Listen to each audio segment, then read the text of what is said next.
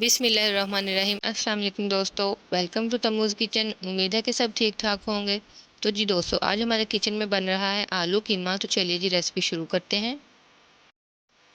सबसे पहले हमने कीमा ले लिया है और साथ ही हमने आलू लिए हैं, क्यूब्स में इनको कट कर लिया है।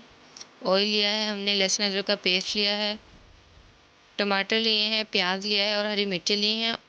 और टमाटर को हमने दरमियान में बस एक कट लगा के इनको काट लिया है। और मसालों में हमने जो है वो नमक लिया है, पिसी हुई लाल मिर्च ली है, थोड़ी सी हमने काली मिर्च ली है, ये है सूखे धनिया का पाउडर, कुटी हुई लाल मिर्च, बड़ी इलायची और दालचीनी। तो जी सबसे पहले हम जो है वो कीमे को पकने के लिए रख देंगे। एक कढ़ाई लेंगे, उसमें कीमा शामिल करेंगे और साथ ही उसके ऊपर टमाटर रख देंगे, प्याज शामिल कर देंगे और लहसुन अदरक का पेस्ट शामिल कर देंगे। इसी तरह सारे मसाले इसके अंदर शामिल कर देंगे। बहुत ही आसानी रेसिपी है।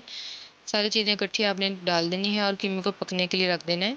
हरी मिर्चें भी हमने शामिल कर दी हैं। अब हम हस्बे ज़रूरत पानी डालकर कीमे को जो है वो पकने के लिए रख देंगे।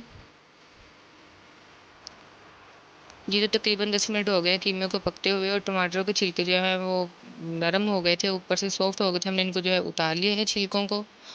अब हम टमाटर को जो है वो चम्मचे की मदद से अच्छी तरह से मैश कर देंगे ताकि ये जो है कीमे में अच्छी तरह से मिक्स हो जाए।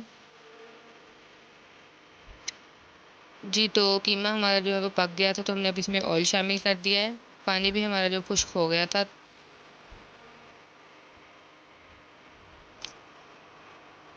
तो ऑयल शामिल करने के बाद हम जो है वो इसके अंदर हरी मिर्चें शामिल कर देंगे और साथ ही जीरा शामिल करके अच्छे से इसकी भुनाई करेंगे। ऑयल हमेशा कीमे में जो है वो ज़्यादा डाला जाता है, इससे जो है कीमा बहुत अच्छा मज़े का बनता है। कम ऑयल डालेंगे तो कीमा जो है वो खुश्क खुश्क रह जाएगा और खाने में जो है वो अच्छा नहीं लगेगा। कीमों को अच्छी तरह भूनने के बाद अब इसमें जो है वो आलू शामिल कर देंगे। आलू शामिल करने के बाद जो है हम 10 से 15 मिनट के लिए हल्की आंच पे रख देंगे सालन को, ताकि आलू जो है वो अच्छे तरीके से गल जाएं।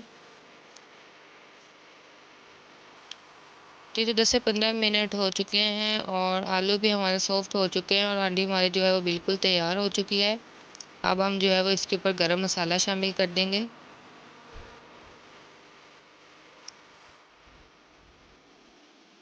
और धनिया डाल देंगे इसके ऊपर।